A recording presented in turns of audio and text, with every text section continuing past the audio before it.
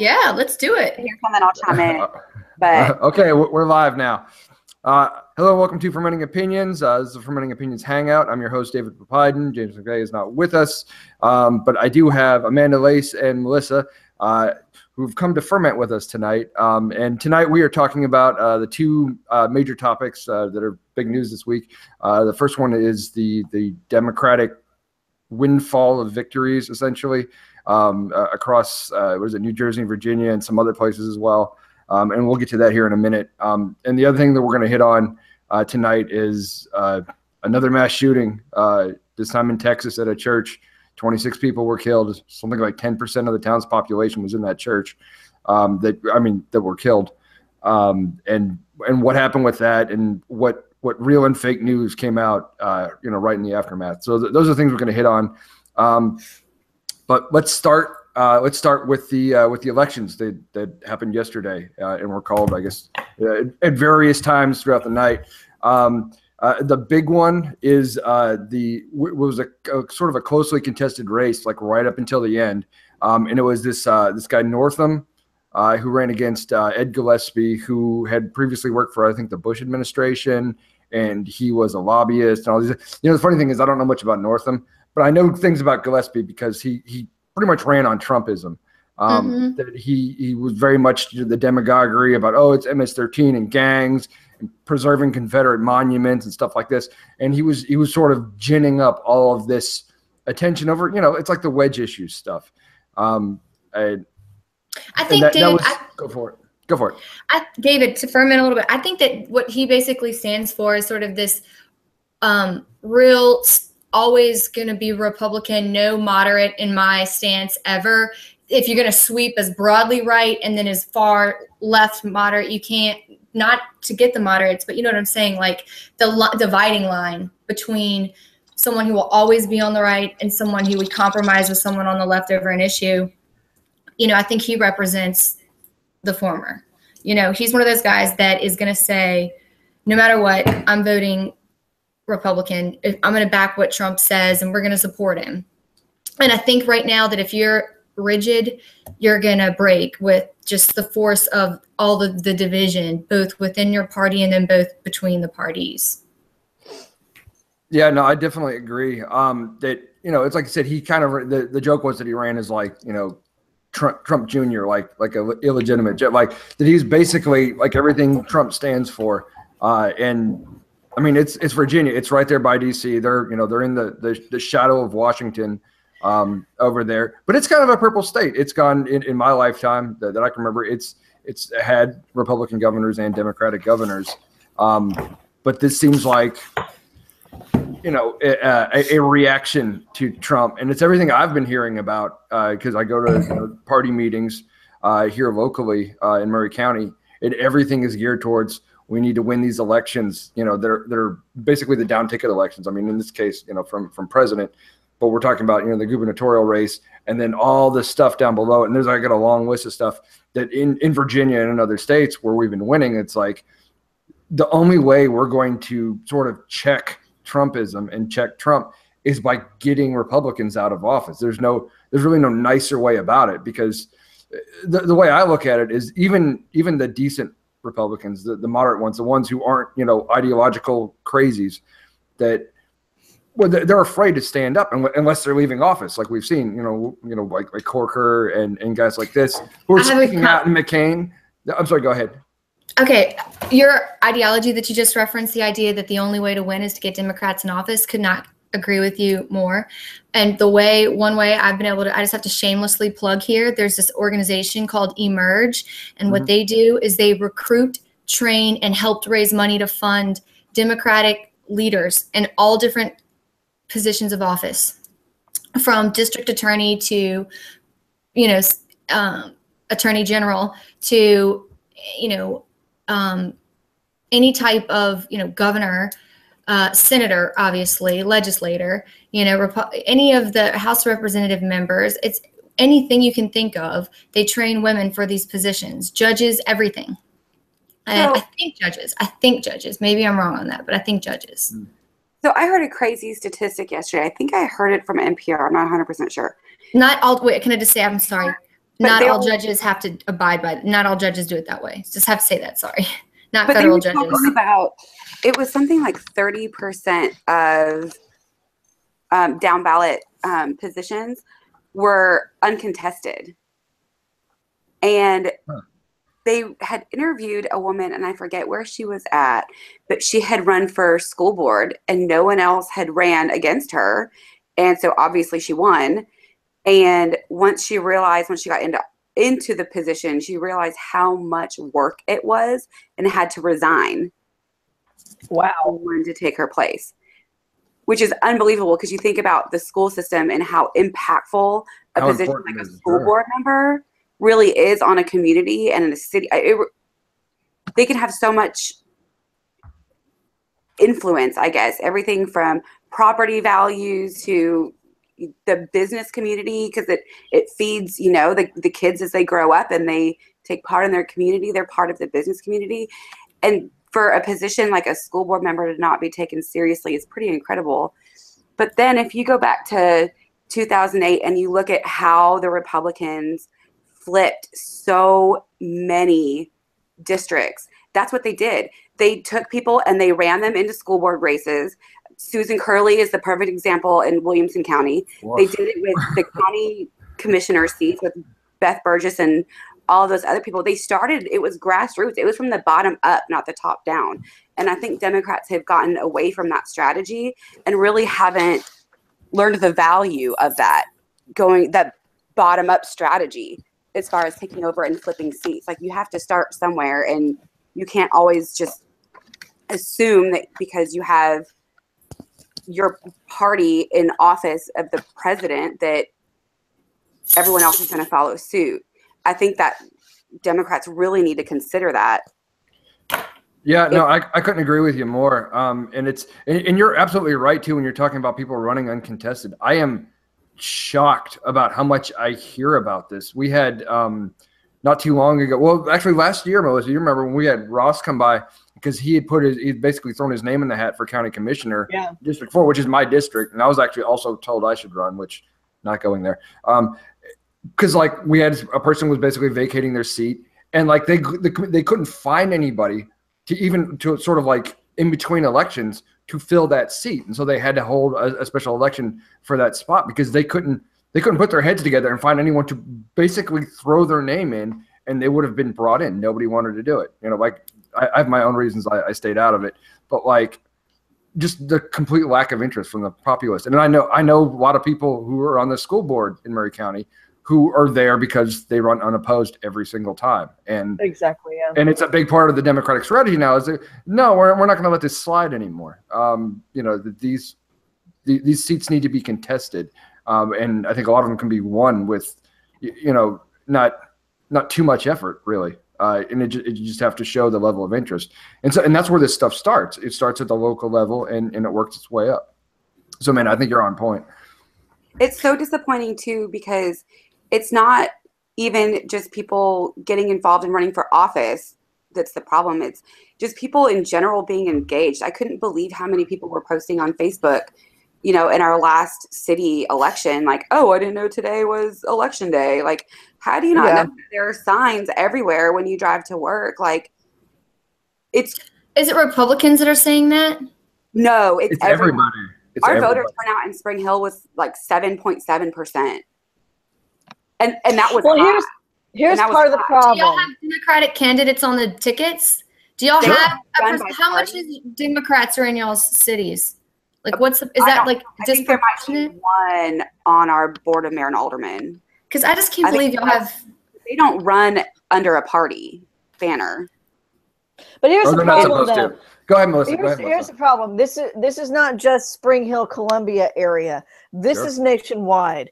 If it's not a major presidential election year or even a congressional election year like 2016 was or 2018 will be, those in between years, it's not that people don't realize it. It's just it's not that big of a deal and it's not discussed that much. So people don't realize it because it's not in their faces all the time. And this is nothing new. This is the way it is on every off year. Yeah. midterms. It's been that way for a long time. Yeah, midterms historically lower turnout. And that's what happened in 2010. I think that does a lot to explain sort of the political landscape that we have now. Because in 2010 there was just lots of voter apathy, especially on the Democratic side. A lot of Republicans flipped all of everything, and then they redistricted everything, and gerrymandering has carried us forward since that point. Lace, what's up? Okay, I just have to say that I respectfully disagree with what y'all are saying and concurring on, it sounds like, and maybe that just is a regional or a Tennessee thing, because I can tell you that as a Democrat in Louisiana, I certainly have conversations with my girlfriends or my guy friends, about, and young professionals and older professionals, people that have college degrees and are doing very well in life and that are actively engaged in politics, and some that are just like your plain old person that you probably shouldn't be taking political advice from, but you should in New Orleans, But my point, but listen, let me finish my point is just that we all talk about, and because the majority of them are people that are rational, I assure you. And what we talk about is the hope that we have that by being energized about finding good people to fill positions and do things, and at positions that can help make political changes and shape the landscape of what our country is projecting and what the state of Louisiana is projecting, and doing good things for human beings and each other and the world and whatever, and all those, but still being fiscally responsible, whatever it's going to be, freaking Democrats can be moderate enough to do it. And I really advocate for that a lot. And I think you can reach across the aisle and compromise. And I think there needs to be more of that. And there's people that, like me, that are hopeful that there's going to be a change. And to do that, you have to take action. And we're being happy about that. We're not we are, I think, vocal and I don't know, just the opposite of. Well, yeah, and I think you're right, Lacey. And I think that we're an unusual breed of animal. I mean, we are the type of people, obviously, because we're engaged in these type of forums on Facebook. We are more aware of what's going on in the political world than most people, because, and that's great that you've had that experience. But I'm also from Louisiana. I was born in Shreveport. I was raised in Houston, Texas, and I can tell you that in both Texas and Louisiana, when I was growing up, if it wasn't a presidential election, people didn't give a rip. People didn't give a rat's hairy south end unless it was a presidential election. And I only myself admit to the fact that I did not really get involved with off presidential election voting until probably in my late 20s, early 30s. And didn't know that you could vote any other time but during presidential elections. So I think a lot of people are misguided and just don't care to pay attention that there are other elections without it being a presidential election. Every first Tuesday in November is an election day every year. And I don't think a lot of people know that. You know what? I really don't. Let me finish one more thing. Let me say one more thing back. You know what, Melissa, I completely agree with you, because you're right. If that's true, then because where I'm at, that's not the case. But if that's where it is in other places that I haven't been, then you know what, sister? We need to do something about it. And I'm glad you shared that, because yes, we do. And so I think the next thing is what is going to be the action steps. And I think look at just what happened. Some of the facts in the beginning we didn't even lay out, David, all the way. I think New Jersey, Democrat got it. Virginia, 2 people, one of whom was transgender, right? Making a first. Actually, not even the only transgender person to get elected yesterday. I've got a list I can go through, actually, if you guys want to bear with me. And this has been posted somewhere else, so credit to this Miss Booley for posting this. Danica Roem, I might be mispronouncing that. First openly transgendered person elected to state legislature ever. And this was in Virginia as well, and actually in a place, because I think it was Prince William County, which probably doesn't mean anything to you guys, but it's a little more red. And maybe at another time this would not have happened. This wouldn't have gone down this way. But it is, to me, seems like a response to, again, Trump, that this is This is blowback essentially that allowed her to be successful, and congratulations to her. She defeated an incumbent Republican who sponsored the VA bathroom bill. That's right. This guy called himself like Virginia's chief homophobe or something like that. He called himself I read that somewhere. Virginia's chief homophobe. That's son of a bitch. And this lady, that's how he self-identified. He said that's that. how he self-identified. Yeah. He called himself that. I didn't hear about that. If you look up, if you guys get a chance, or anyone who's listening get a chance to Google this Danica Roem, ROEM, you'll see it. Transgender Virginia. If you type in those words, you'll see a story about her beating this guy.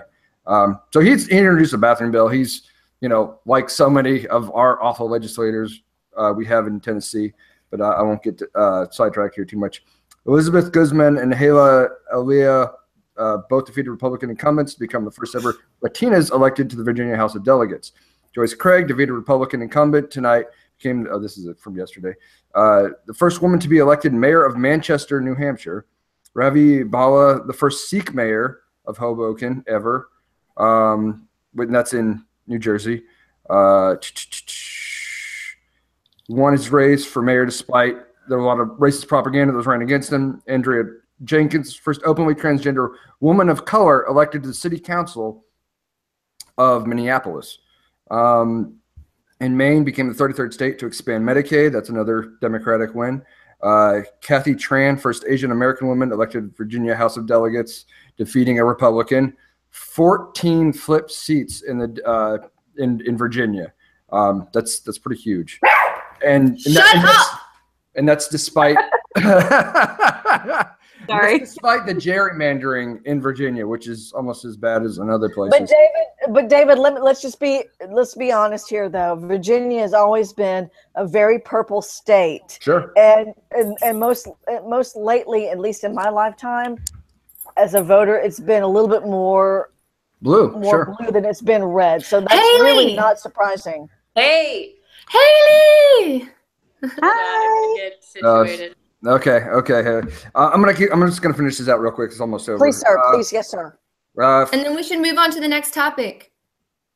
Well, I don't think we're 100% done, but let me get in here a little bit. 48. You were talking about this Emerge group. 48 Emerge alumni were elected to Democratic seats in Virginia, Massachusetts, Colorado, Maine, Michigan, Pennsylvania, Maryland, and Georgia. African American mayors elected for the first time in Statesboro, Kentucky. Georgia. Kentucky. I met one from Kentucky. I went to a fundraiser, so I didn't get to. I'll tell you about them. A couple places in Georgia, St. Paul, Minnesota, Montana, Georgetown, South Carolina. First African American female mayor in Charlotte, North Carolina. Seema Singh Perez, first Indian American elected to a Knoxville City Council. That's cool. Laura Curran, first female county executive in Long Island, New York. Lena Bakhtari, I'm probably saying it wrong, millennial, Muslim, and openly gay, won against an incumbent in Atlanta City. Yeah, I mean, big gains here, and big gains for diversity as well. And there's a point I want to make about this. This isn't just, yes, I'm a Democrat. I'm happy Democrats are winning. I think Republicans right now, and I want to say this, it is my hope one day to be able to vote for a Republican and have a clean conscience. That I want to see a Republican who is moderate, who's into rational governance, and I can feel okay voting for that person and know that I did the right thing for my community, my state, whatever. But right now, Republicans in office are screwed because either you go full out Trump supporter, that you're running on Trumpism, like this Ed Gillespie guy who just lost by 9 points. And everyone on the left is going to hate you and just work at a concerted effort, or you're a moderate and you don't like what's going on with Trumpism. You don't like the agenda being pushed in the legislature, and you're afraid to say anything about it because if you do, you're going to get primaried by someone who's more extreme than you. So really the only thing we can do is clean up all this down ballot stuff and fix Congress. And then maybe we can move forward with Democrats and Republicans who want to work with each other. Because right now it's just, this is the only way. We gotta clean house a little bit. Anyone have a reaction to that? Yeah, I do.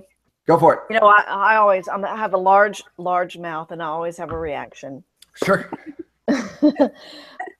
As a libertarian, I think there's a lot of housekeeping that needs to be done. A lot of people need to be cleaned out of office.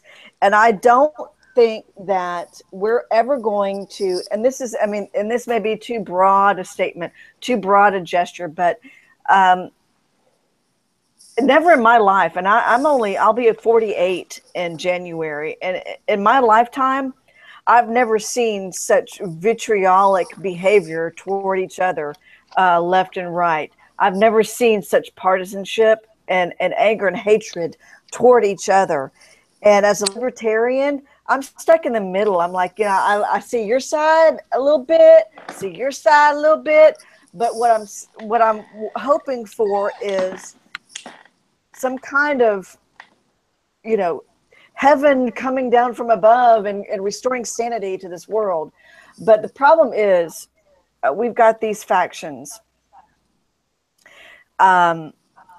We've got to find a way to communicate. You know what? I kind of lost my train of thought. I apologize. Can I ask you a question? Yeah. Do you think part of that is more just, what's the word I'm looking for? Just how much social media plays a part in our lives? Because I'm sure, yes. Back in 2008, when Obama was elected, Facebook was only just kind of out there. People were still trying to figure out HTML code on MySpace for the most part. Yeah.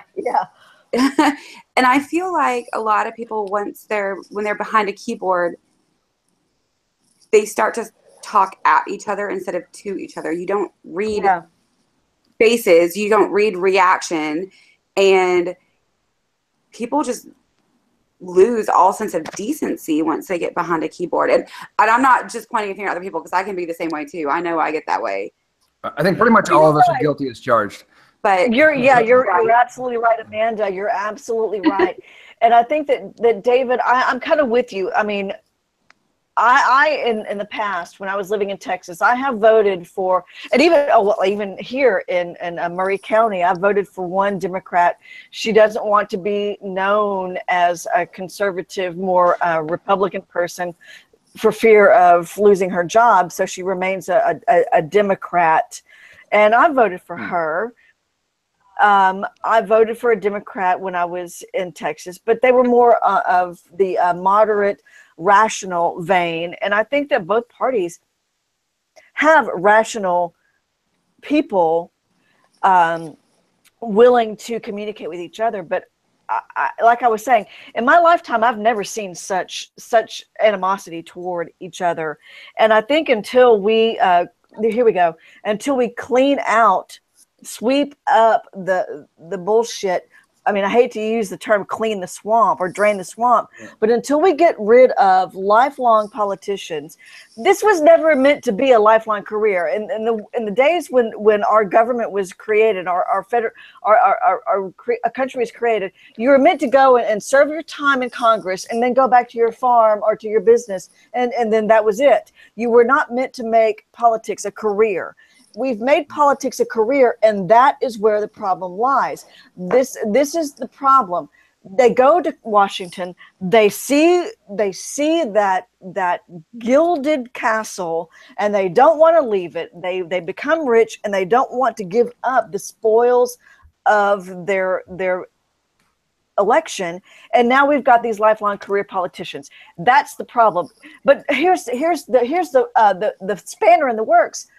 Not one of those politicians is ever going to vote a term limit to themselves, ever. So we're screwed. No matter, we're damned if we do, we're damned if we don't. It's all great to talk about.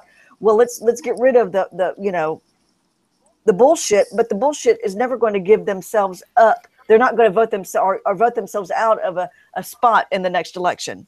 No, you're right. Many of them won't. But I am hoping a couple of the people that I've done interviews with on the podcast.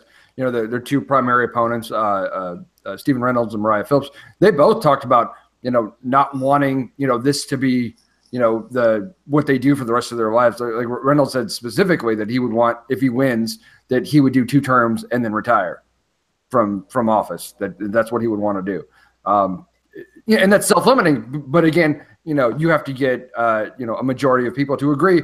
Yes, we need term limits for ourselves, and they would have to vote to limit their own power. But this starts. And you're right. It's a problem. It's a problem. It is definitely a problem. I think that there is an. I'm sorry, Haley. Go ahead.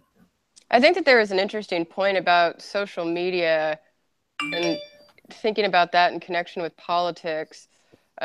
Social media is a economy of attention, and so is politics to a certain degree.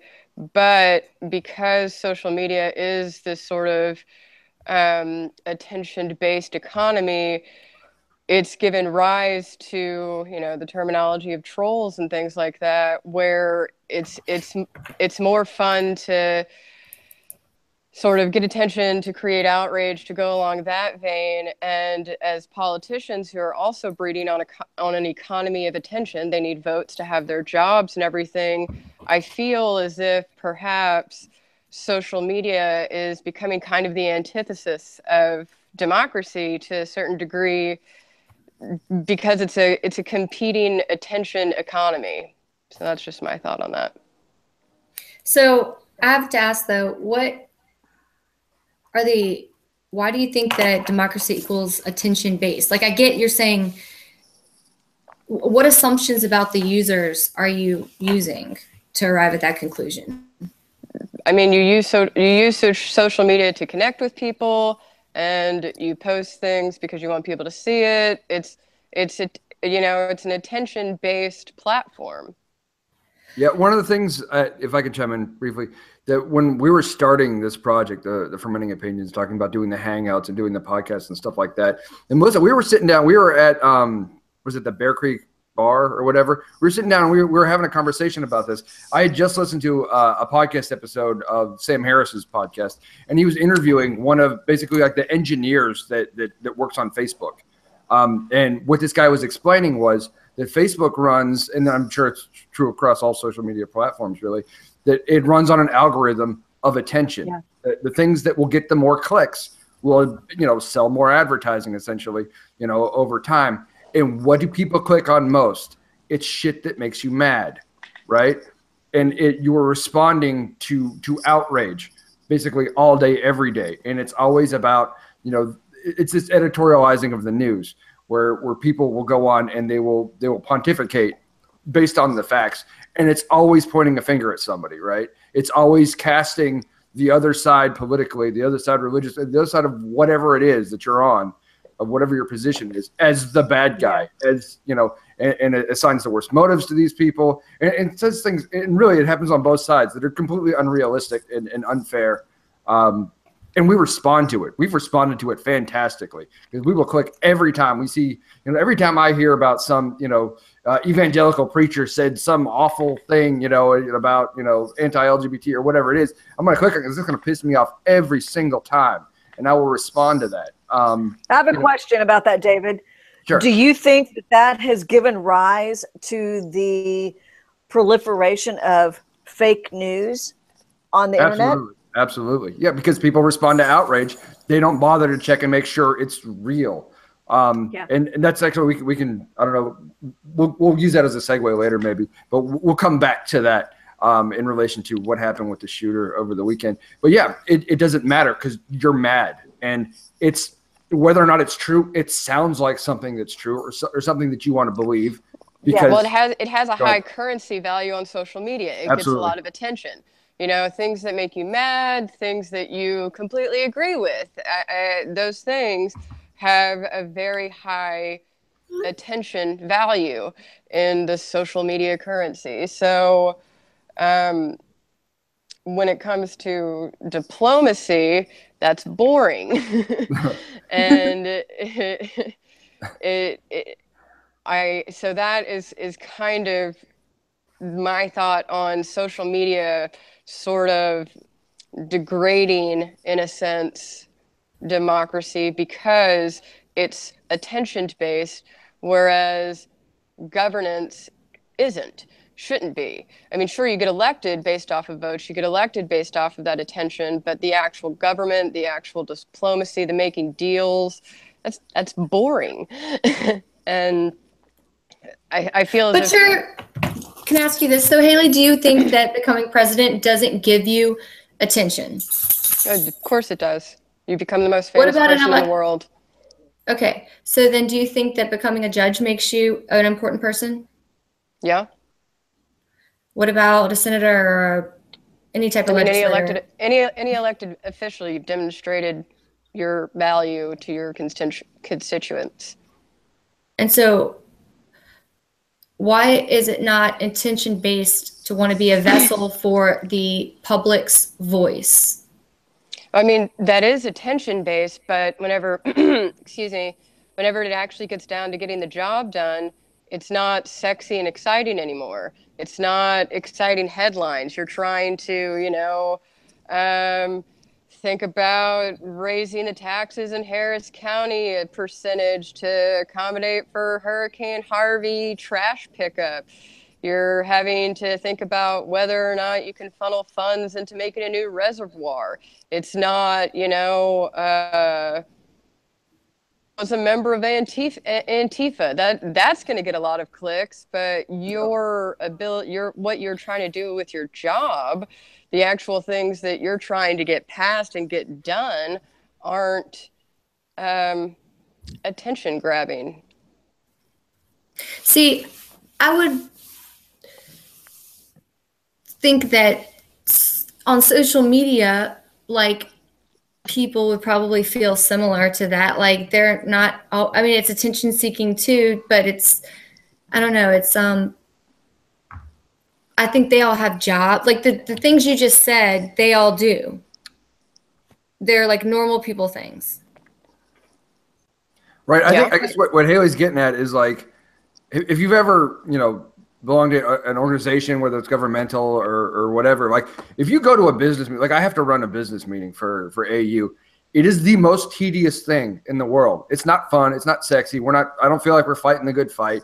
It's boring. We talk about money and donations and spreadsheets and our damn email system. Like, nobody wants to hear about this, right? It's awful, and actually it's a problem. We have a problem with getting more people to come out to the meetings because they're so boring. Because that's what it's really like when you're pulling the levers, and that's what Haley's touching on, is like this kind of sensationalism that we're all attracted to doesn't really exist in the day to day, and so we don't respond to it, we don't pay attention to it. But stuff that makes us mad, that's going to work every single time. And to go back to what I was saying about the the Facebook algorithm. It didn't design it on purpose to send you stuff to make you mad all day long. It sends you whatever you're going to respond to most. And it's just a function of human nature that we respond most to the things that cause outrage in us. And that's, and that's the problem. Can I just say, though, I think that social media is, I have to disagree with the general, my whole point, Haley, is not, I like I'm exploring your theory. But my theory, if I had to pick what is the equivalent to democracy, which is what you kind of started it with, was that social media is democracy because they're both attention-based, right? No, that's not it. I mean, I'm saying, like, during a campaign, maybe they're similar. And then if you want to get certain things passed that you need votes on to get people to go out to vote on, who to, whether or not you're going to fund some kind of school thing or something. I would just say, I'm sorry, my point is that I would just say that being on social media is information seeking and sharing based.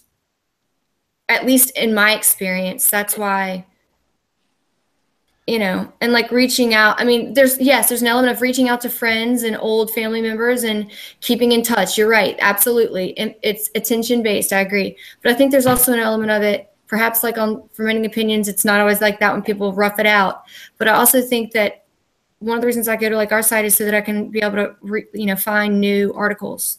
Yeah, no, and I mean, and share I think it's an unfair comparison with something like Fermenting Opinions, because I think that the idea behind it is completely different. But I mean, do you have an Instagram account? I barely use it. I can't figure it out. Well, then that's not going to be a good analogy anyway. But I mean, yes, of course there's information sharing, but there's a reason why, you know, you become a valuable person whenever you have 100,000 followers. Hey, kitty. You get, because you're getting attention and everything. The more members that we have in Fermenting Opinions, the better we feel about it, because we think that there's more people who are reading these articles and engaging in debates. You know, we want to reach a bigger audience. We have these hangouts. We are going to feel good if we see that a lot of people have watched them. You know, I mean, that's part of the, That's a good point. So, yeah, I mean, you know, and we're all guilty of it to some extent. I guess we try to take this on a sort of a higher trajectory, but like, you know, I'll title an episode of the podcast or of a hangout to be like catchy, you know, and, you know, to try and draw people in. You know, it's attention seeking, you know, and I share out these things that we do, like the hangout, you know, I'll post about it. And but the so why you can tell everyone to check us out, you know, because we need more people, right? For me, it's a need to have more people, and it's not, and to an extent, it is just validating, saying we're doing a good job. But like, I think it's important to break the cycle of what's been going on, which has led us here in the first place. That's the issue. Sorry, I got a little pop up. But yeah, you know, it's understanding how that works without falling, you know, victim too much to just, you know, sensationalizing for popularity. And it takes all of us having integrity about it. And that's very much something I want to espouse as what Fermenting Opinions is trying to do, which is also why I don't engage that much on our little group, because like people are just going to be petty. Like they're going to be petty everywhere else. You see it. I've seen it in the threads. You know, we've kicked people out because of just pettiness. But we're way off of elections at this point. But did anyone else have anything to add on this topic? Sorry, I threw it.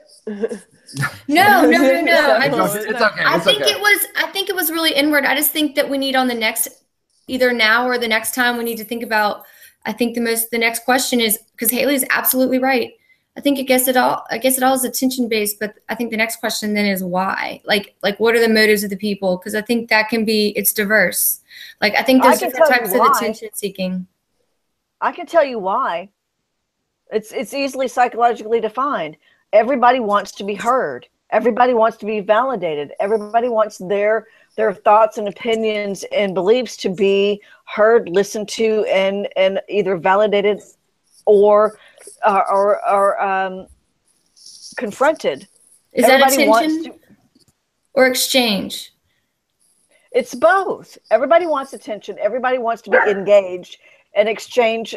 Everybody wants to be popular. Yeah. Yeah. Everyone wants to be popular.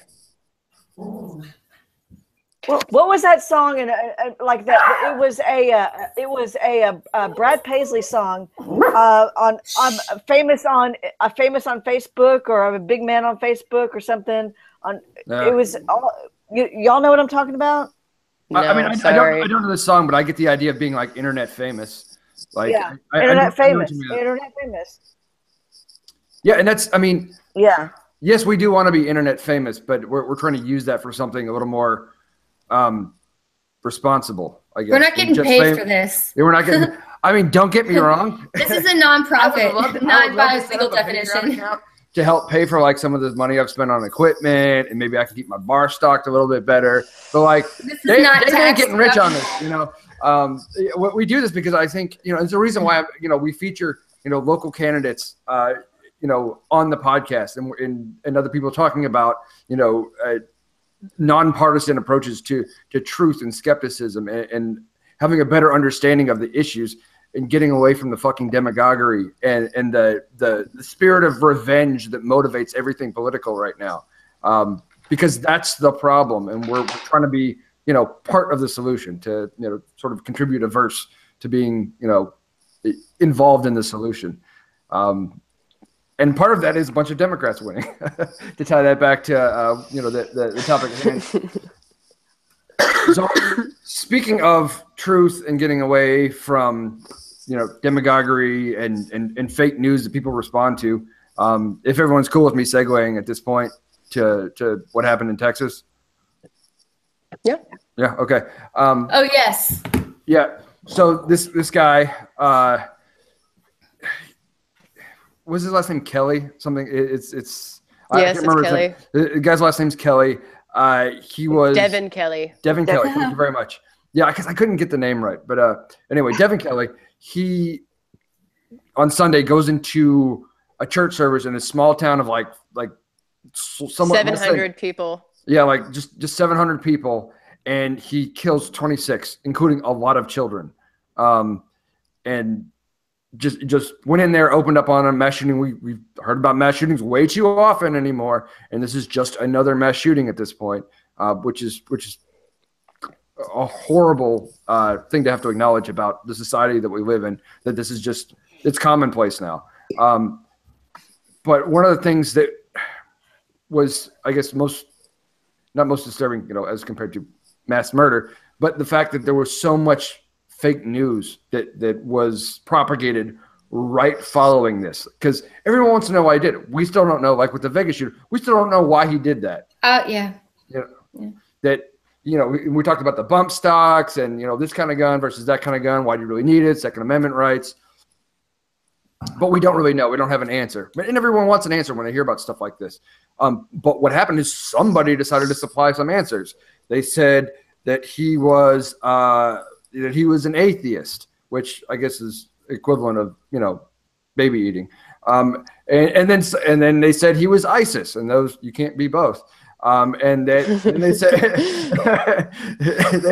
and then they said he was Antifa. And then they said he was, some Bernie bro, like, left-wing extremist or something like that. And all this stuff was being spun up. And again, the algorithm, this wasn't Facebook this time, but it was actually Google. Like, those stories and those tweets and those stuff, it went to the top of the list, essentially. And it was complete bullshit, and it was totally irresponsible that happened. I was reading an article today in, I think it was the BBC, basically like Google officials saying, "Yeah, our bad. We screwed this up. We shouldn't allow that to happen. We're going to try and do something to make it better." But it's an algorithm. It doesn't have feelings. It doesn't have any agenda other than what's been programmed into it, and that's to promote things that are the most popular, right? And people alight on fake news because it serves whatever narrative and whatever you already believe to be true. When you find things that support what your beliefs are, whether or not they're true, it's your natural inclination to agree with them, and it's the hardest thing in the world to push back. Melissa, what's up? This kind of ties in with what we were talking about earlier. Sure. Yeah. And I think this is part of why we're so divided as a society. Whenever something like this happens, what's the first thing that social media wants to know? Well, who did he vote for?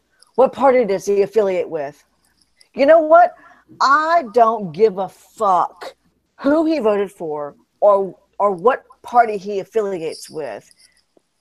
He killed people. He is not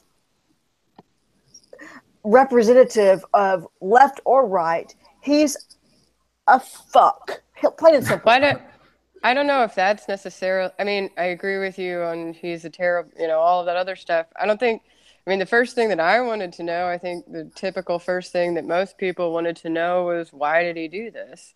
And then I think that wanting that's to what normal people wanted to do. But I think that wanting to answer, why did he do this, people then latch on to it's because of some sort of identity politics that he had. No, I don't think that whenever I heard about the shooting, my first thought was, and I'm a social media user, my first thought wasn't, did he vote for Trump or something? It was, why did he do this? But if you look at social media and the fake news and the legitimate news, all that you hear about is such and such voter, such and such party member. Most rational people want to know the motive behind the crime, granted. But if you look at all of the sensationalistic journalism that's out there, What are they pandering to? The lowest common denominator. And what is the lowest common denominator interested in? What party does he belong to, and who did he vote for? See, I think that's kind of a new thing, because when Sandy Hook happened, the news mistakenly identified, I think it was his brother. Oh, yeah. I can't remember. They identified the wrong person, and it went out across the news, and this guy was getting all kinds of like messages and everything on social media. I think it was his brother. I'm not 100% sure. But I don't recall there ever being a conversation around politics. So is that, I feel like that's kind of a new phenomenon. But, Yeah, I mean, I think it all just still boils down to, you know, people want to know why someone did that, and then they're going to shape what they think is the reason why. You know, he shot up a church because he hates God, because he's an atheist. And that was his motive. And so now I'm going to write about why he did it because he's an atheist, and that's why. Or he wore all black, so he's Antifa, and he did it to start a civil war, and that's why he did it. And I don't think it's necessarily, you know, immediately who is he voting for. I think that today as a society, we're very much so hypersensitive to those kinds of things, beliefs people held as being defining characteristics and being the reason why people are going to take certain actions. And I guess as someone that's more right-leaning libertarian, I see it differently, because I see reports where immediately, every time someone goes and commits a mass murder, all of a sudden, oh, well, it's one of those crazy right-wing NRA people, you know, them and their guns, they go off killing people. And so I mean, you can paint that picture either way. Did you see that? That's what I'm saying. Did you see people accuse it? And I'm not, this is an accusation of you or people on the right generally, but did you guys see in like sort of like your news sources, like them saying that he was being falsely attributed to like sort of right-wing ideologies? I don't recall extremism. I didn't. I saw Antifa. No, yeah. Can I say what I saw? I'm sure. Because like honestly, what I'm learning tonight is that there's so many different apparently places people are like looking at things. Like there's a lot out there apparently that I need to like pay attention to, because I've seen mostly, I heard about good shooter versus bad shooter, and it made me wonder, because I'd heard previously that statistically if you have a shooter on someone who's a good shooter, someone who's just a good Samaritan, like what happened in the Texas shooting incident, that it's statistically more likely, and certainly statistically not a good boost of one's ability to impact the effect, and most often it does lead to greater amounts of, like a force on force, gun on gun situation leads to a death of the person that's shooting. Well, and also, I mean, I saw that as well, but what happened, the guy was running out of the church whenever the neighbor and someone else started chasing them. And I mean, it wasn't someone in the church who then shoot him out. I mean, he was exiting the church, and then two people got in a car and chased him down. But I mean, think about like the Pulse nightclub. What if people had guns in the Pulse nightclub? I mean, that would have been way worse. I mean, it was a dark nightclub. Some guy was shooting up. It was very confusing. The bullets would ricochet and everything else, and that's consideration. Propensity, yeah, for other unintended casualties that people are shooting at each other in a dark nightclub. Also grossly impractical, because guess what? Alcohol and firearms don't mix. It's automatic felony. If you are in possession of a firearm while you're consuming, if you're in a nightclub, what are you going to be doing? Probably not sober, most people. That's tangential though. But yeah, so with regards to the church and the exchange of fire, like, yeah, I'm happy somebody else had a firearm and was able to shoot at this guy and get him. And I guess local people who lived in that area, I guess, heard what happened. They responded to it. They chased him down. Guy eventually, as I understand, it's a little bit unclear as whether or not he ended up taking his own life or that he died as a result of being shot at by this Good Samaritan guy. But yeah, he shot up the church. He ran out, got shot, either killed himself after that or died as a result of that shot. And again, we see these are the little facts that like everyone wants to know details. Everyone wants to know these things. In the end, it doesn't really matter that much. He was a mass murderer. He killed 26 people, including, like I said, a bunch of children. And whether or not it was a good thing that there was an armed populace to respond to it at some point. I thought it was proven that it was domestic.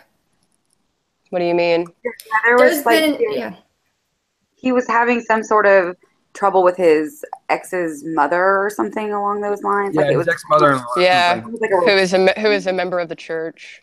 But he had a long history of issues. Like I mean, he tried to sneak guns on an Air Force site because he was making death threats. And like in 2012, he tried to sneak a bunch of guns on an Air Force site in response after making some death threats. Yeah, this guy had a long history. He had no business like having access to any type of weapons, really. Yeah. Like he had escaped a mental institution or something at some point. He escaped a mental institution. He was discharged on, it wasn't considered exactly dishonorable discharge, but like bad conduct discharge, which I think disqualifies you from being able to legally purchase a firearm. But somehow information never made it to the background check. And same thing with the domestic violence background and all of that too. But don't forget, so many red flags that nobody ever. But don't forget that like the gun show loophole where you just have to fill out a form, and if you check the box that like nothing's wrong with my background, you can just buy guns at gun shows. There's no background checks required. Have you confirmed where he acquired his guns? I haven't looked into that. I don't know. I think they still didn't know where he bought them from. Well, he acquired it. He acquired it illegally, and here's my issue, and this is what no one is proposing. Instead of writing new fucking laws, enact, follow, and use the laws we have on the books. We have substantial laws on the books, and we're basically just passing, or we're not passing, we're just giving a blind eye to a lot of these people that should not be getting guns. As a psychology worker, I work in healthcare, behavioral healthcare. I'm not saying that everybody that's gone to a clinic, a psychiatrist, or a facility for depression needs to be flagged and is not eligible to own a gun. But for instance, this guy had a record with the Air Force, right? Did he not? Yeah. But he was known to not be stable. But I also brought up the thing about it is, I mean, you can buy guns at gun shows, and it's just a form, and you just check a box, and there's no background check required. It's based, and you just sign like, yeah, everything on this form's true. Well, then maybe I agree with, and I hate to say this, Haley, but maybe I agree with you on that one. This is why we work together. I'm just saying that there's loopholes to background checks that exist. But but we don't know how they got the guns, but still. Well, he was already someone that should not have been able to legally purchase a weapon of any kind. Yeah, and that may be. It was basically a failure of the reporting of what he did from the military organization to the civilian. Yeah, failure. But it might not. But I'm saying it might not have even been a failure. It might not have been. He could have bought it at a gun show. You're right. He could have. I think in this particular case, he actually went to a gun shop or a dealer, like a sporting goods store. I think it was actually a sporting goods store that sells firearms. There's lots of those here in Tennessee. But a sporting goods store sold firearms. He did the background check through them. He lied on it, and he was never flagged. And this is per, I guess, one of the stories that I read that was hopefully not fake news.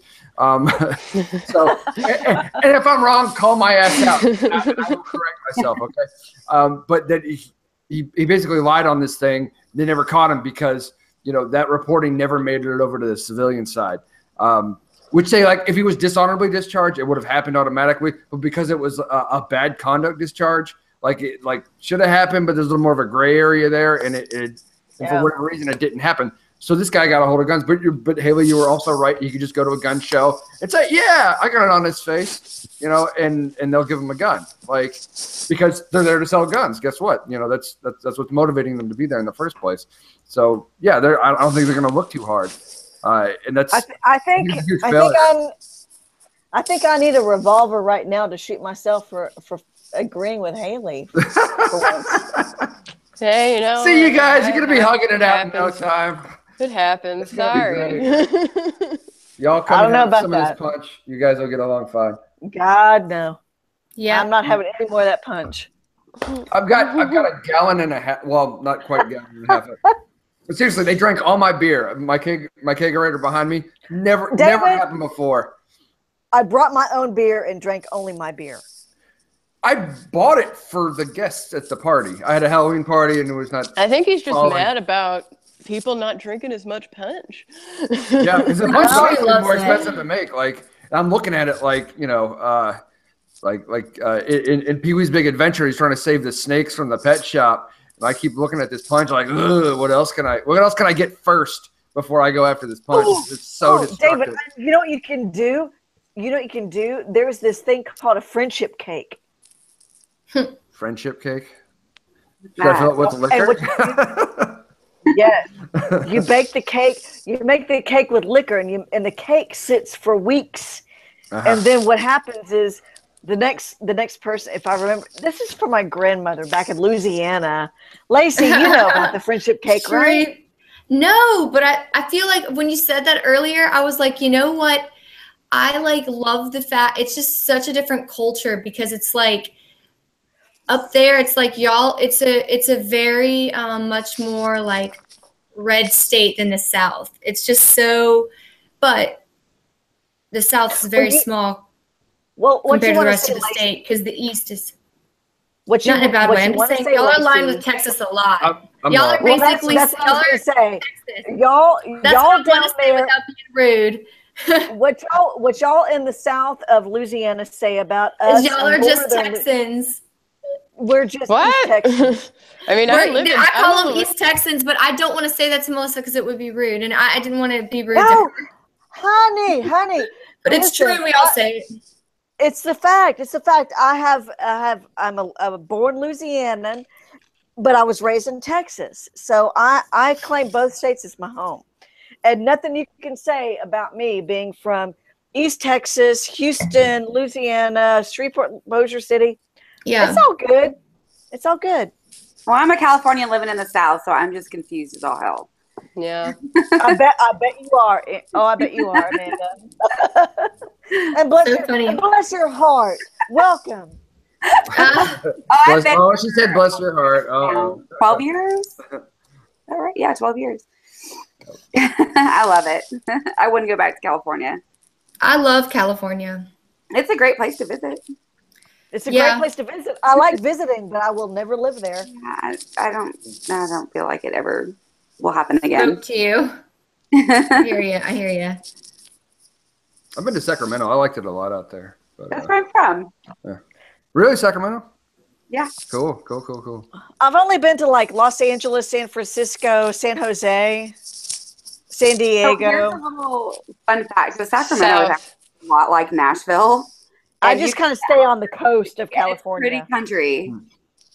Yeah, it is. Really? It's very pretty out there. Yeah. It's pretty redneck. I'll have to plug in my computer. Oh. Yeah, you get outside into like Marysville or Yuba City or Oroville or any of those surrounding areas, and it's very, very similar to Tennessee. As far as culture, politics, all of it. That's what I'm from Pittsburgh originally. That's what I tell people about Pennsylvania. That if you go outside of there's Philadelphia on one side and Pittsburgh is on the other, and in the middle is Alabama. Like it's most anywhere you go out in the country, you go 30, 40 miles out from any major city, you're in the country, and it's country folk, and it doesn't matter if they're in the north or the south, really. That's LA. You just keep driving through suburbs. Yeah, but yeah, do we have anything else to say with regards to our the shooter situation, this guy I shouldn't have got a do. gun. It's go ahead, Melissa. And I guess this is kind of a blowback on some of the discussions we've had on fermenting opinions with regard to the hyperbole. I liked your takedown of that meme, by the way. I enjoyed that.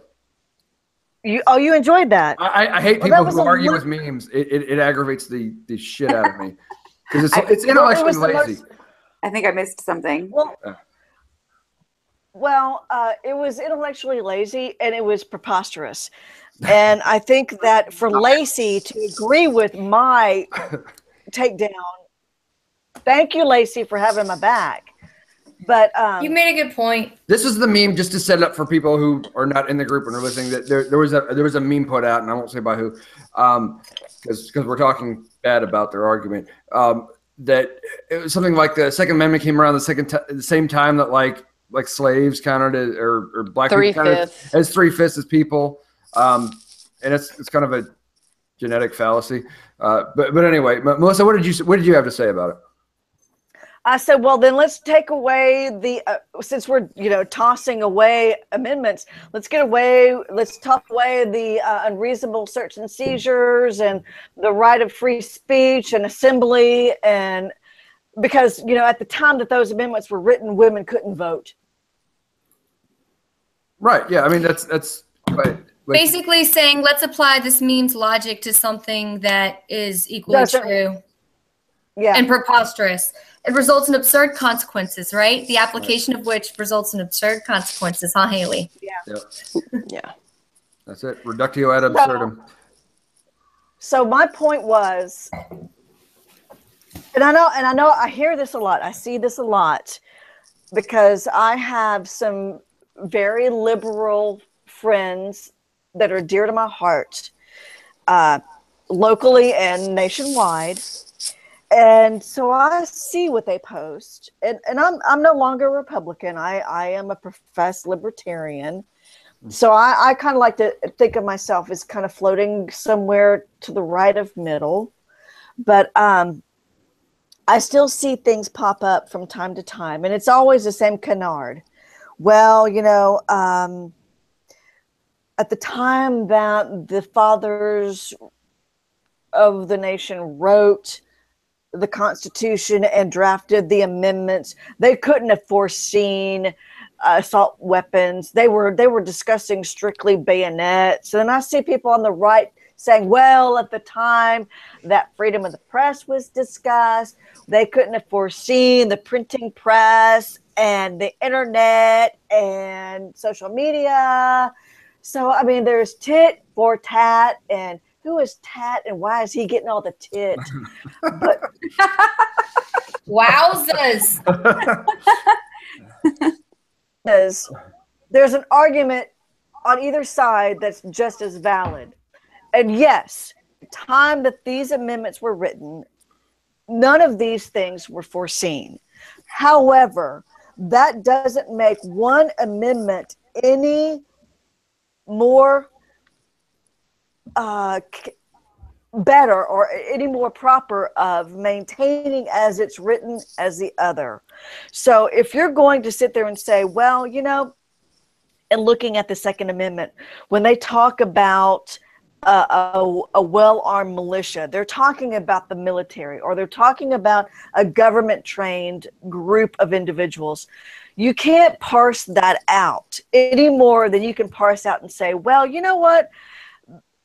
The freedom of speech, the freedom of the press, the right to practice a religion, you can't parse any of those things out either. Just as you can't say, well, the right to the protection against unreasonable search and seizures. Well, unless you're a known drug dealer. Well, you know what? You've got to have a reason to go in there. I mean, if you're a known drug dealer, that's a bad example. But what I'm saying is, you cannot piecemeal an amendment to suit your agenda. And I feel like both sides are piecemealing their agendas with regard especially to the First Amendment and the Second Amendment. Have you not noticed that those two are the bulwarks of each party respectively? And I feel like, you know what, it goes back to what I'm saying about, long ways around term limits. We're never going to agree. That's a given. But we have to stop and realize you're fighting this agenda. You're fighting this agenda. There has to be some kind of rational voice that speaks up and says, listen, we're not going to tear down the very fabric of the foundation of our nation because you think that it means the Second Amendment means muskets and bayonets. And we're not going to sit there and say, well, you're giving up your rights because it only meant, the written word as opposed to the social media word. I think we've gotten into hyperbole with both the First and the Second Amendment. Yeah, I mean, I would say that's definitely true to an extent, because you're talking about sort of, and really it's an originalist interpretation. What did the laws mean at the time, when they were created? And I have huge problems with originalism. And honestly, I think it's a little bit damning to the case on the Second Amendment. So they instead of really originalists, they go text to us talking about the right to bear arms should not be infringed. That's, the language of that is very weird, and I'll defer to the lawyers here on this. But at the time that was crafted, no one was talking about ARs or tanks or missiles, because those are all arms, right?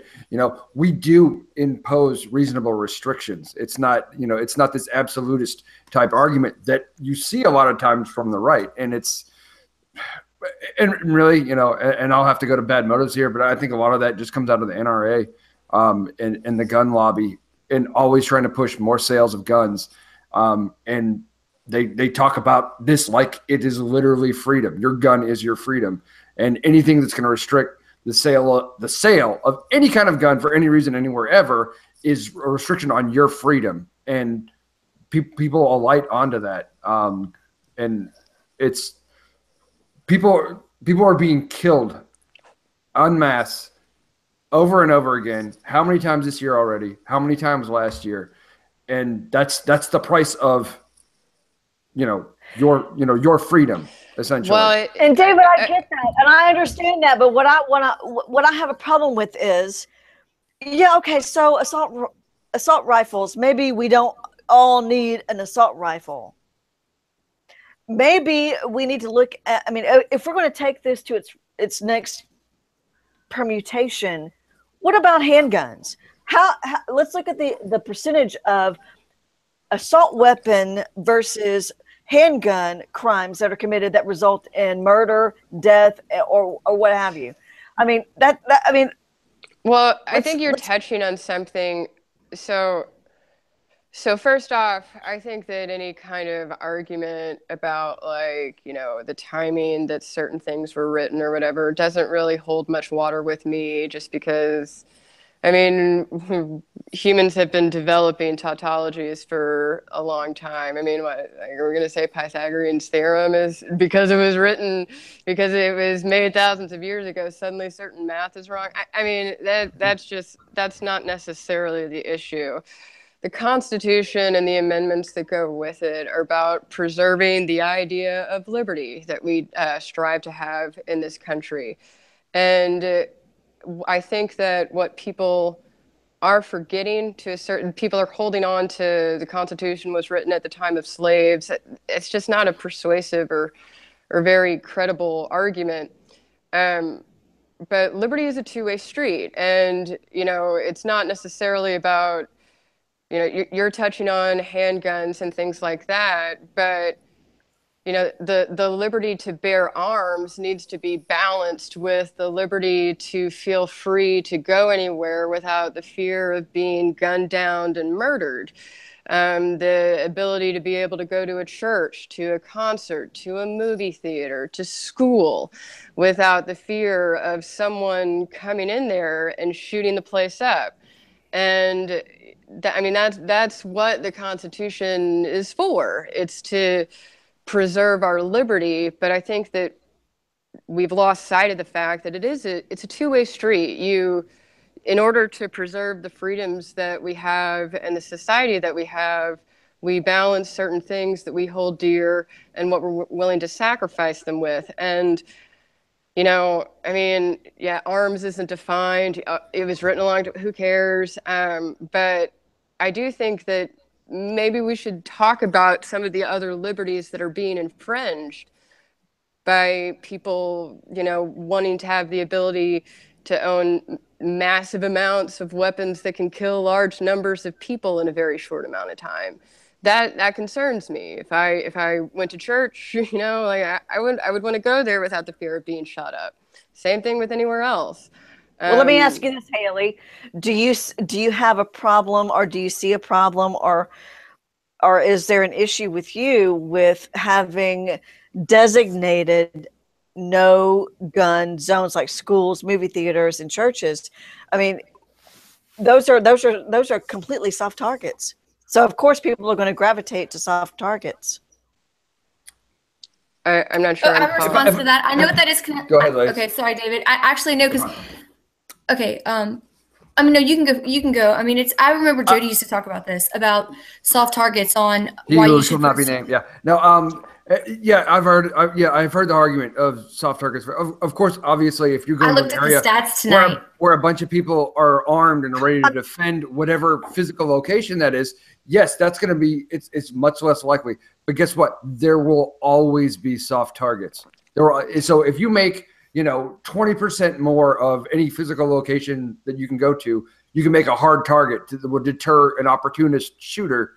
They'll just go to the next place because not every place can be a hard target. Well, I mean, but also, like, let's consider, like, I don't want to live in, like, a militarized state. I don't want, soft targets to not exist. I mean, I don't want to have, like, in order for me to be able to be free to walk around anywhere without the fear of being gunned down by some lunatic mass murderer, I don't want to have, armed armed government people everywhere. Yeah. I mean, I don't like that idea. Haley, that seems, I don't want to live in a militarized society. Haley, I'm not saying that we need to be like Israel and everywhere you go is protected by armed militia or armed military, individuals. Security forces, but it feels like that's what pro-Second So then why bring up soft targets? Advocating though. Because I'm asking for a point of discussion. I mean, I am perfectly fine with certain places not having guns. I mean, I would hope that we as a society. I guess the reason why I'm asking is because it seems like there are, at least since Columbine, which I think was 1999. 1997, 1999. It seems like since Columbine, there have been a lot of schools that have been targeted by disturbed children, either people that attended that school and were bullied, or people that just were misguided and just mentally disturbed. But it seems to me that some of those places are targets because, well, they're not going to get blowback. I'm going to be able to do as much damage as I want to do before the authorities are called in and I either kill myself or I have death by police or, suicide by police. Yeah. Here's a question for you, because that is a good point. That seemed to be kind of the start to this trajectory into crazy mass shooting madness. I don't know. The first mass shooting was the UT Tower. Yeah, they've been around. I mean, they've been good. I mean, we had the Louis shooting. Well, that's actually was school. Happen as often as it used to. So what has changed, and why aren't we identifying the root problem and starting trying to fix that? Because I don't think the solution is everybody needs a gun, more guns. The good guy with a gun is going to save the day. I don't think that's. I researched those statistics. I agree. I completely agree. I read an article on that tonight, Amanda, and I agree with you because I think that statistically, I was saying that. I mean, I think statistically, what you're saying is true. It's been proven true when you look at studies by, I think it was an FBI report that was cited in the article. It was a Vox article. That said what? And that's always it's happened. Like mass shootings have been around. You could go back decades and find instances where it's happened, but it's happening more frequently, and you can't deny that it's becoming more and more common. Haley, it said to answer your question, it just said that you had that the reason that we have all these, like basically that having shooter on shooter situations leads statistically to a way worse outcome than what people expect. It's only like 6% of the time does it ever actually do anything, and the other percentage times it does bad things. And I think I read something similar. I wasn't Vox. I can't remember. I think it might have been the New York Times, where they had talked about how often these gunmen were suppressed by unarmed people, because that happens too. Like, people think that the only way to stop a mass shooting is with a gun, but usually, most of the time, what happens is some bystander takes them down, or whatever you want to call it, while they're reloading their weapon. That's well. There's a study that I'm sorry, go. And I mean, also, I mean, I don't know how significant this is, but the day of the Texas shooting was the anniversary for the Fort Hood shooting. A military site. So I mean, it's not. I didn't realize that either. Good point, Haley. I mean, so and that's why I was like, I mean, at the end of the day, mass shootings are becoming more common, whether or not they're in places that say they don't allow guns or not. But I mean, at the end of the day, I want to be able to go somewhere without thinking that. I mean, the stuff that Houston did to prepare for all of the Astros games, filling up a bunch of garbage trucks with sand and all of this hyper security at the Astros parade, on top of like 1 out of every 4 parking garages. There was a sniper there, like a U.S. sniper, and I don't know. It's just, I think if I can respond to just a little bit to what you're saying, it's incredibly easy to be a mass shooter these days. You can go to a sporting goods store and buy a rifle, like the guy Kelly who used this gun over the weekend to kill 26 people in a matter of a couple of minutes. I got to fire an AR one time. I went to a range with a friend of mine, and I got to shoot it. I had a little scope on it, nothing overly fancy. But I sat there, and I was right on target, super accurate. I'm not a good shooter. I've only been to range half dozen times in my whole life. But I was sitting here using this thing, thinking, well, you could train a damn monkey to use this thing. It is incredibly easy to be right on target every single time. It doesn't take a lot of skill at all to be incredibly effective with a weapon like this. So, and I think there was comparisons like the UT, the clock tower shooter guy, and who's like some kind of marksman. Like, most of these shooters aren't marksmen. The last guy, he used a bump stock, which is like makes this thing, fire all over the place. It's not accurate at all. He was firing in a crowd of thousands of people, And you also have these guns that can also be incredibly accurate. You don't need a whole lot of skill to use one. It's just real easy to do. And so if we're and comparing that to comparing that to the UT shooter, I mean, yeah, exactly. The guns are a lot more accurate. What is it? Almost 60 years later, the UT shooting happened, I believe, in either 62 or 66. 67. All right. Okay. I mean, guns have improved. So. Yeah, like I said, it's stupid easy. Go ahead. Yeah. Sorry. That's it. Oh, okay. Yeah, and that's just what it's sort of like what you're saying is that you want to be able to go to places that are what an opportunist would consider to be a soft target. The problem is, yes, we have this constitutional right, Second Amendment right to bear arms, and you can get into these semantic ivory tower arguments about what that entails, but at the end of the day, if you can't go about your normal daily life without living in a constant sort of fear of this could happen at any time to anybody for any reason. You know, someone could just decide today's the day to go shoot up Walmart or go shoot up, you know, any place that you are. If we can't safeguard our society against this, we have failed as a society. And that's where I come from. This isn't working. What can we do that works? What can we do within, you know, the confines of the Constitution? You heading out, Haley? No, laces. I am getting tired though. I've been tired for a while. That's why I have to wear my glasses right now. Right. Yeah, guys, I hate to do this, but I've got to head out. You're But going too. yeah, but That's cool. listen, Yes. I agree with everything you just said. Thanks. I appreciate that. You were preaching. Well, I just realized I can't even say it better than what David just said. Yeah. Amanda agrees. I don't have anything else to add to it. You said it perfectly. That's Yeah. Well, I guess in light of Go for it, Melissa. No. I like this. This is good.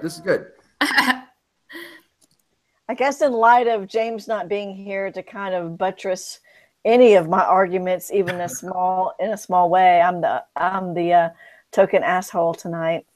No. You know, I don't equate, you know, libertarian to asshole. Just James. Oh yeah, that James is different. James is different. He has calmed down a little. A little bit. We try to curb him as much as possible. He gets, you know, it's like I think of how he is. There's like states of drunkenness that you're like, you're buzzed, you're tipsy, you're sloppy, you're libertarian. Whoa.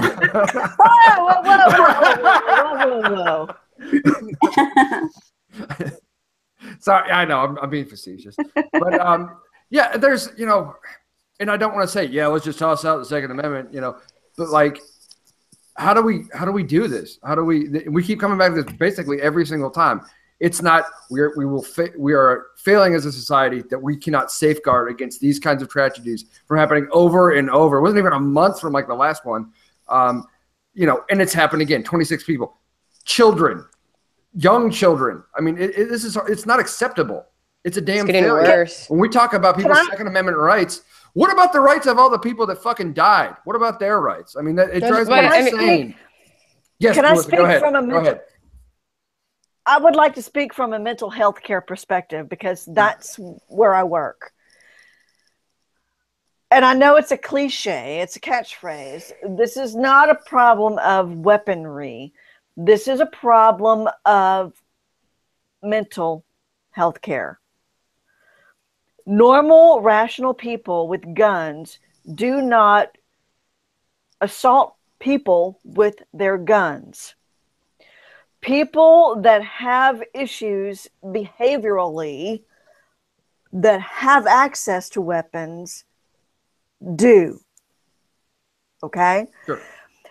Ronald, who I respect, did one thing that I disagree with fundamentally as a behavioral health care person. What we have now is a lack of access as a result in behavioral health care treatment. You have to have very special insurance or you got to pay out of pocket to get treated. And behavioral health care is very expensive. If any of you have tried to seek it, you know what I'm talking about. And we would love to give it to you, but we got to pay for our therapists and our overhead and whatnot. You can say that But about the bottom, really. Yeah. Also, I mean, yes, rational, but I mean, at the end of the day, one of the. I really wasn't. All right, okay. go ahead. Okay, go ahead, I'm Melissa. sorry. I didn't mean to interrupt you. That was rude. But the problem is not an armed public. The problem is unstable people that need to be treated for their instability having guns to do something unstable. And that's what we're seeing. And yes, there are loopholes. Haley, I hate to be the one to say that I agree with you on that faction. But yes, there are things that need to be considered with regard to background checks at gun shows. And I think that maybe we also need to have a little bit more flow with regard to military medical records once they've even maybe not even when they become civilians, but there's got to be, because listen, I'm not saying everybody that has PTSD is a risk, and I don't want to put parameters or restrictions on people with mental issues, because I've been hospitalized for depression in my past, and I would hate for that to preempt me from having a handgun to protect myself, because I live in the country and my husband, he travels a lot, so I like having the option of a gun to protect myself in the area where, you know, cops are not readily available. 911 doesn't come out here very frequently and quickly, and I live out of the city limits. So there are a lot of considerations to be factored into the equation. But I think what we need to look at is, who are we denying healthcare, mental health care to? And I'm always going to harp on that, because that's where I work. That's where I live. And I think that's where our shortcoming is. I think that's the factor we need to really hone down on.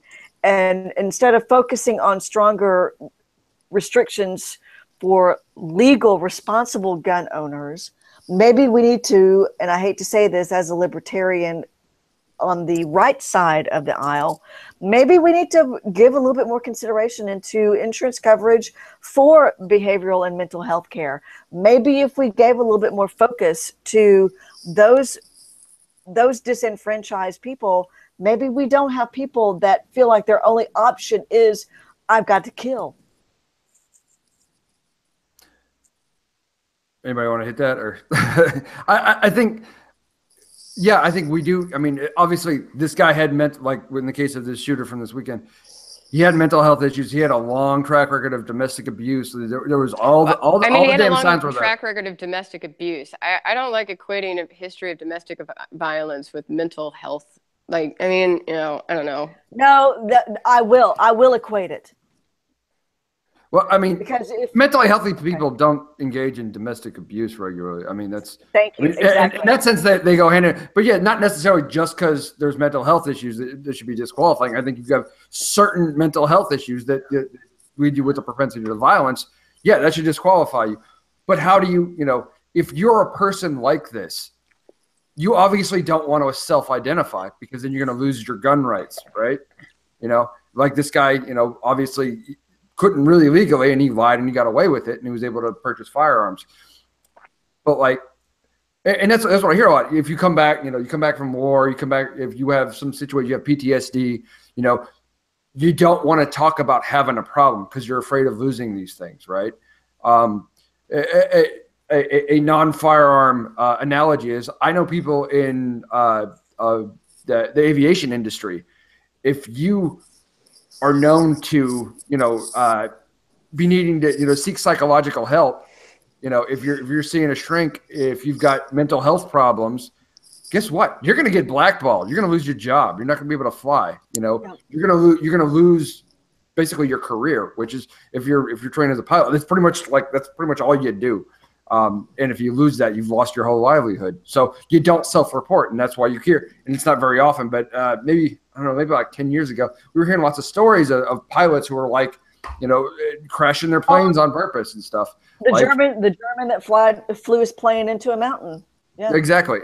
That, you know, and it's a result of that we have a stigma about mental health. You know, and we need to, we need to get away from that. We need to destigmatize it. But at the same time, how do you destigmatize it if you're identifying as someone who has maybe like psychotic ideations? You know, guess what? You're not gonna be allowed to be anywhere near guns, right? So what's your motivation to self-report then? If that's something that you're thinking about all the time, something that you might want to do, why would you self-report it? Okay, David, I can tell you exactly where that comes into, because there is a differentiation. There are differentials, and I could pull out a DSM-5 right now and show you the differentiations. There are those that are willing to do harm or capable of doing harm to themselves or others, and there are some that are just in their heads. But the thing about it is, you have to be able to recognize the differences, and unfortunately, most people are not able to. I mean, there could be like 5 different, as far as one psychosis, there could be 5 different degrees of that one particular psychosis. And maybe only 1 or 2 of those would be self-harming or harming others. Whereas the other 3 are just more like morose. And I just want to be, in a dark room and padded and straitjacketed. Right. Yeah. And it's difficult to, use that as a predictor. But they do say, if you have a history of domestic violence, that's a pretty good predictor that there's going to be some continued violence, that you're I guarantee it. Absolutely. I don't even challenge that. And then we have these outliers, and I'm hoping they're just outliers. Maybe correct me here. But like what we happened with the Vegas shooter, this guy flew under the radar his entire damn life before he did that. Like we had no indicators that this guy was up to nothing, and it just happened. How do you predict for that? And he had a history of. Go ahead. You cannot predict for that. He had a history of domestic violence with his what's her name? His significant other. Sorry, my phone's being funky. You're fine. His girlfriend, the Filipino. Oh yeah, that he sent away. Yeah. Yeah, well, I never heard he that. beat her. Yeah, I don't recall reading about that. Because it came out after mental health care needs to be funded. I think it's underfunded, but that's the liberal part of me, because for the most part, I kind of lean right on a lot of issues. I mean, but when it comes to mental care in general, like not just mental health care, but all health care, like I don't think that enough people have access. Mental health is a fact of life. Everyone needs to take care of their mental health. But what I think is, what I don't like about the mental health talk is there is a distinguishing qualifier. These people had violent tendencies. They had violent red flags. And, equating someone like myself who has been diagnosed with PTSD I don't have any violent tendencies, but I have to see a therapist for certain reasons, and because of a traumatic experience. Well, let me challenge you with that, Haley. I have been raped twice, and I have been diagnosed with self-harming depression, but never in my life have I ever thought to take my own life. So you have to be very careful with defining someone by their diagnosis. That's exactly what I'm saying. Oh, you guys agree again. Look at that. Holy shit. What I'm saying is, there is PTSD thrown around there. We're talking about mental health. I'm saying mental health is a fact of life. People deal with mental health issues. All of us, might have something, you have something, I have something, but we don't have violent tendencies. That's a distinction that I am drawing between, these people who are doing horrific acts. They have a history that shows a tendency towards violence, a tendency to react to a situation with violence, to think that violence is a rational answer to something. So, whenever we're saying mental health, I kind of feel like, someone like you and I are getting lumped into that. And it's like, I don't have violent thoughts. I don't have violent tendencies. I don't think that violence is a rational answer to anything. But mental health is a fact of my life, and it's something that I'm dealing with. So it seems like, and I think, if we're going to talk about universal health care and start getting into that, that's an entirely different discussion. But let's don't go down that. That's a rabbit hole that I'm really tired. I don't want to. What I'm saying is, I don't want to equate the two. We're about to wrap up this conversation, so whenever I hear the phrase mental health, I think that it's distracting from the fact that people with a history of violence, that's the issue. People who are doing violent things tend to have a history of violence. But you know what? That's someone who's going to shoot up. Always true. That's not always true. There are some people that don't have a history of anything that fly under the radar and just that surprise us. Of course, there's always going to be exceptions to the rule. But there's a trend though, and I think that's an important distinction because we don't want people to be sort of disqualified, say, from gun owner, the right, to bear arms categorically because you have some kind of mental health something, right? Because that's too broad a brush, But at the same time, there are people that need to be nowhere near a gun ever in their entire life. So we need to know how to identify those people because short of removing firearms generally from, the populace, the only other thing we can do is identify the people that don't ever need to be near one. And I am against taking away my right to buy a handgun, but I also am not interested in living in a militarized state. I would like to be able to go places without the fear of ever being shot down. And, I feel as if we as a society are being inadequate in our ability to protect our citizens, and we can do better. I agree. Absolutely. Haley, can I say one thing? Okay, and then we're going to wrap. Sure. Go ahead. I don't think we've ever had a hangout, Haley, where you and I have agreed on 2 points ever. First time for everything. That's right. This is why we ferment, y'all.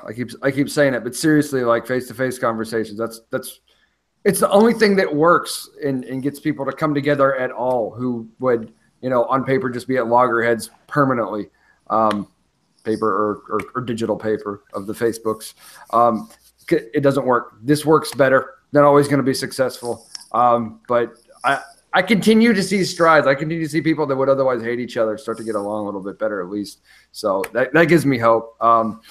And with that, I think we're done tonight. I think we hit it all. Good conversations, and hopefully we can continue having them moving forward. Thank you guys for coming out. And we'll see you guys next time. Thanks for having me. Good night. Night.